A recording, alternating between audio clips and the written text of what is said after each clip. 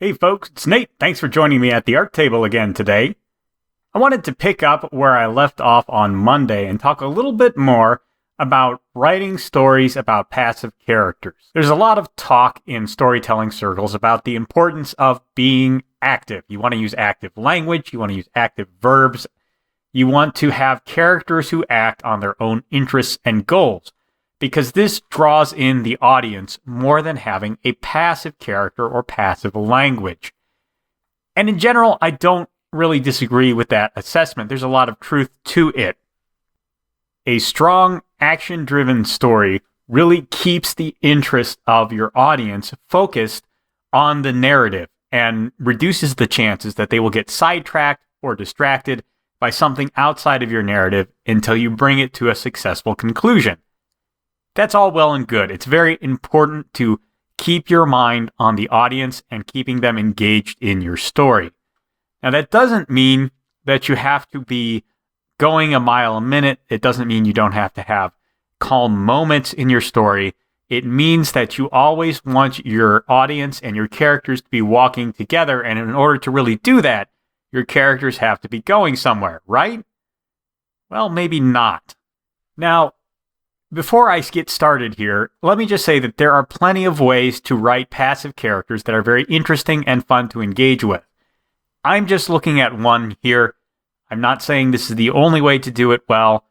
This is more the line of thought that started me thinking about characters that are more passive than active, and analyzing how you might write them and still make them interesting, engaging, and impactful to your story. I'm not saying a main character has to be written this way. I'm not saying you have to have a side character written this way. I'm just examining an archetype of character that I have found very interesting, and yet that I think is still essentially passive. The hallmarks of a passive character are that they don't really initiate any of the action that they take part in. For example, if they are in a fight, they will not be the person who starts the fight.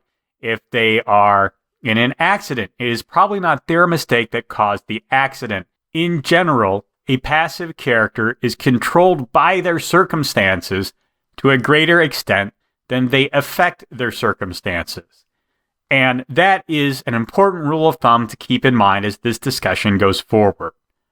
So the passive character archetype that I want to talk about today is the character who must endure. There are a lot of great examples of characters who must endure throughout fiction. For example, disaster movies. Most of their cast has to endure the disaster that they are caught up in.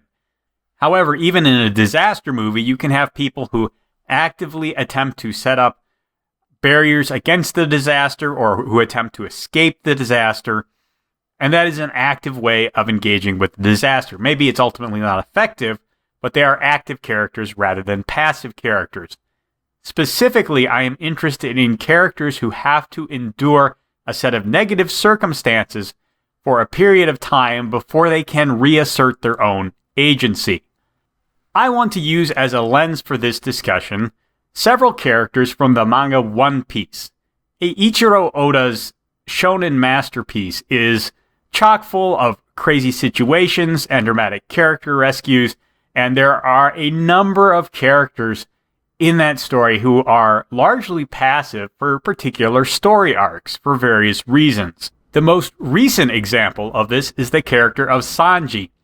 Sanji is a longtime member of the main cast of One Piece, and then his estranged relatives show up and they manipulate him into a political marriage so they can forward their own ends. And for a lot of that story, he is at the mercy of his family.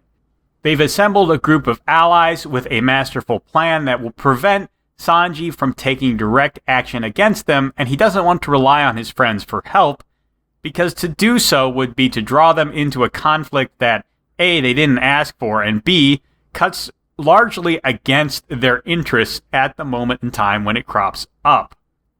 Another somewhat similar example of this kind of character dynamic comes into play in the Water 7 arc, where we see the character of Nico Robin, who is generally a very self-assured and assertive character, reduced to passivity when a childhood trauma is leveraged as emotional blackmail against her, and she surrenders to CP9 in an attempt to keep terrible childhood memories from playing out in her life again.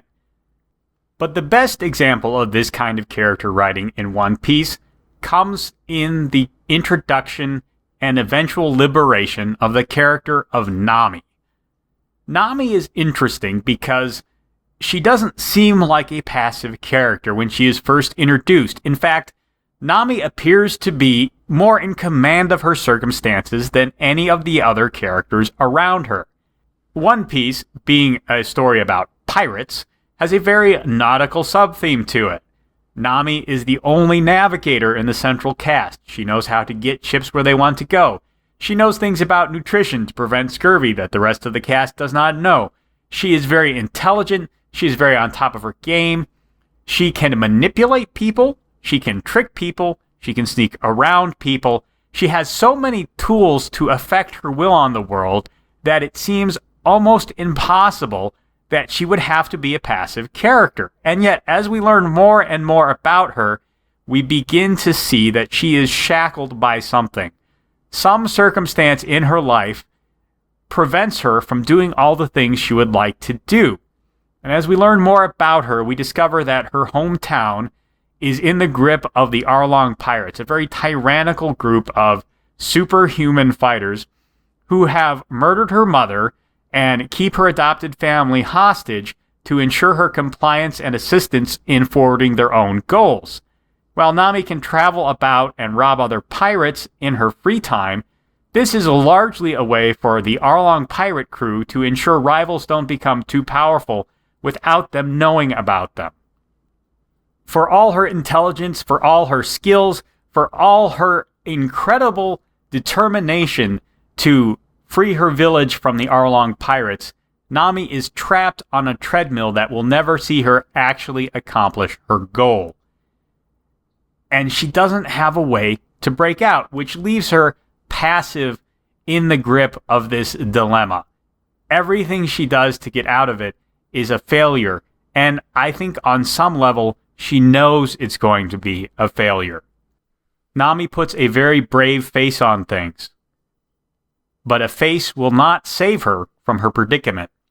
She has to endure it until she can get out. Enter Luffy and the Straw Hat Pirates.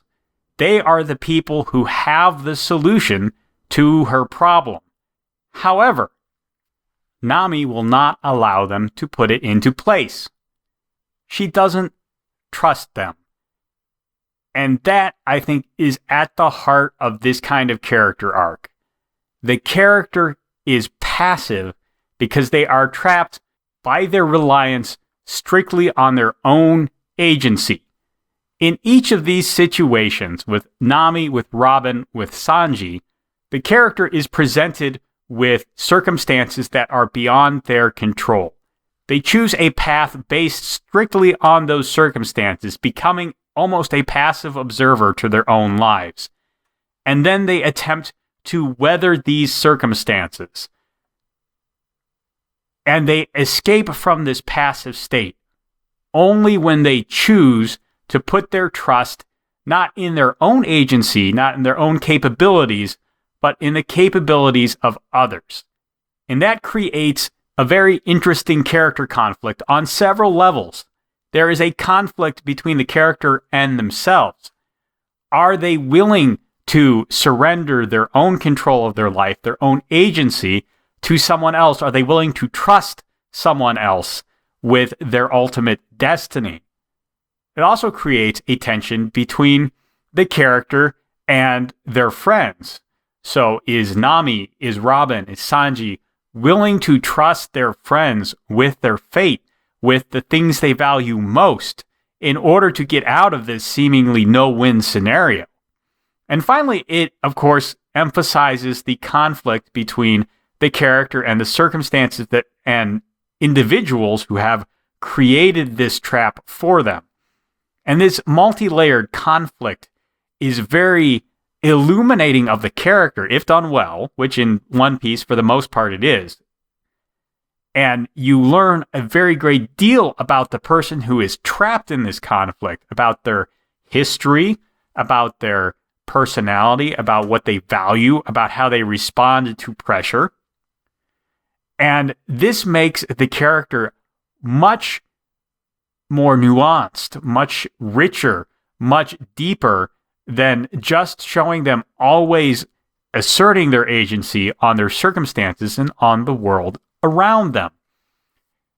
And while it's true that in One Piece, we are introduced to all of these characters as active characters, and then we see them eventually locked into these prisons where they must be passive for a period of time, I think it's possible to write a character who we meet already trapped in these circumstances and who we still learn to know and understand with the same depth and richness. So I don't think it's necessary to actually present a character who has agency and then take it away. In fact, I would say that that would probably make for weaker storytelling if your intention is to just tell a story about a character who is stuck in this situation where they must endure circumstances. And finally, I think it's interesting that it allows the passive character to come out of their passive situation by making a choice. We see the exact moment where Nami says, all right, I am not going to try and win out over these circumstances by myself anymore. I am going to ask for help. And that is a very powerful moment, and it's a very cathartic moment as well. So, yes, in general, there are good reasons not to write passive characters.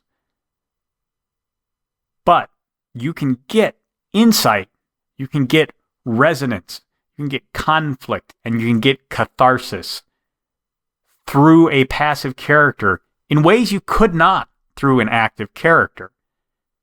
So don't look down your nose at them. Think very carefully about how you want to tell your story, and when it's appropriate, don't be afraid to write a passive character. Anyway, that's all I've got for you today. There's a like button and a subscribe button down below you can use as you see fit. If you can think of a great example of a passive character, let me know who they are down in the comments below, and I'll talk to you later.